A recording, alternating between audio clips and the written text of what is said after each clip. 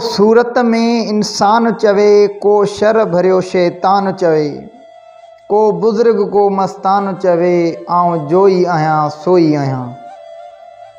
को रंग कोई बेरंग चवे, को मस्तो मस्त मलंग चवे, को नंगी को बेनंग चवे, आऊं जोई आहियां सोई आहियां।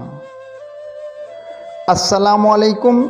AK मीराणी यूट्यूब चैनल ते अवां पिरी प्यारन दोस्तन सिंधी भाइरन जेके भी दुनिया जी कंहिं भी कुंड कुड़च में सिंधी भाइर दोस्त ॿुधी ऐं ॾिसी रहिया आहिनि, तन सभिनीनि दोस्तन खे सिक भरियो सलाम क़बूल पवे। उम्मीद आहे त तमाम मुसलमान अल्लाह पाक जे हिफ्ज़ अमान में हूंदा। अॼु जी तारीख़ में आऊं जेका तारीफ़ ऐं तारीख़ ॿुधायां थो त उहा शख़्सियत कंहिं बि तारीफ़ जी मोहताज नाहे। हज़रत सैयदना उमर फारूक रज़ी अल्लाह ताला अन जो पड़ पोटो शेख शहाबुद्दीन फारूकी हिजाज़ मां हिजरत करे इराक़ में अची आबाद थियो।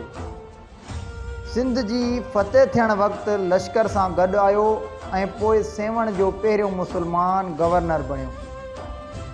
फारूकी ख़ानदान 100 साल खां वधीक हुक्मरान रहियो। उन ई ख़ानदान जो हिकु फ़र्द मखदूम अबू सईद राणीपुर जे वेझो अची आबाद थियो। उन जी नाई पीढ़ीअ में ख्वाजा हाफ़िज़ मुहम्मद थियो। ख्वाजा साहब जो फ़र्ज़ंद मियाँ सलाहुद्दीन खे हिकु फ़र्ज़ंद पैदा थियो जंहिंजो नालो अब्दुल वहाब रखियो वियो, जेको हज़रत सचल सरमस्त सां दुनिया में मशहूर थियो ऐं संदसि 6 सालनि जी उमिरि में ई संदन जो वालिद वफ़ात करे वियो। हज़रत सचल सरमस्त 14 सालनि जी उमिरि में सिंधी, फ़ारसी ऐं अरबीअ जी मुकमल तालीम पंहिंजे चाचे ख्वाजा अब्दुल हक खां हासिल कयाऊं। संदसि जी शाइरीअ जो शौक़ु नंढपिण खां ई हो। संदसि खे 7 ज़बान शाइर पिणु सॾियो वेंदो हो। संदसि जी शाइरी सिंधी, अरबी, फ़ारसी, पंजाबी, बलोची ऐं उर्दूअ में पिणु आहे।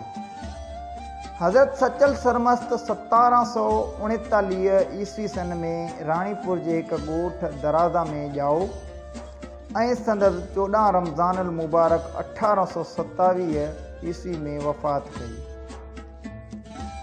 तव्हां सभिनी दोस्तनि पिरी प्यारनि अॼु का हिस्ट्री ॿुधी आहे। सचल सरमस्त सूफ़ी शाइर बुज़ुर्ग थी गुज़रियो।